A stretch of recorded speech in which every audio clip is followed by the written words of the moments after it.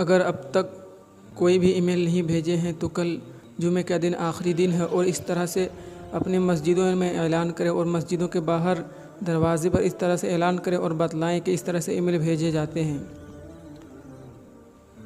और असदुद्दीन साहब की तरफ से भी एक अपील है कि कल जुमे का दिन तमाम मुसलमान अस्सलाम वालेकुम नमाज़ पढ़ने के लिए वरहमतुल्लाहि आते हैं। वबरकातुहू। अगर कोई बाकी मैं रह आप गए तमाम हों के लिए तो एक उनको पैगाम भी दे रहा हूँ इस इस वीडियो तरह से मैसेज के ईमेल जरिए, भेजने जिसमें के आप लिए तमाम कहें। से गुजारिश है, और आप जानते हैं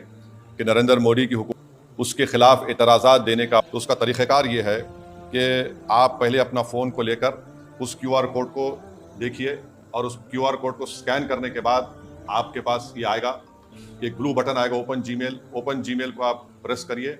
और उसके साथ ये सब तमाम चीज़ें आ जाएंगी। इस पर आपका ईमेल अकाउंट ऑलरेडी है या डाल दीजिए, फिर उसको आप सेंड कर दीजिए जैसा मैंने अभी सेंड किया है।